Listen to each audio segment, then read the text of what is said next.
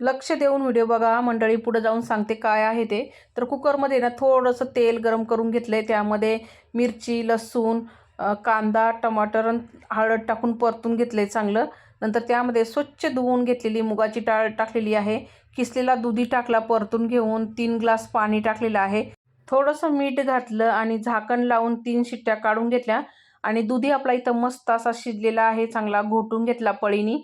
आता इथं कढईमध्ये तेल गरम करून ना त्याच्यामध्ये मोहरी, जिरा चांगला तडतडून दिला. नंतर त्यामध्ये लसूण घातला.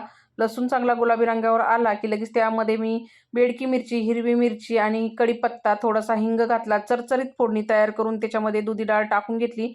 उकळी काढून चवीपुरतं मीठ आणि कोथिंबीर टाकली. तयार झाली मस्त चमचमीत आपली दुधी डाळ.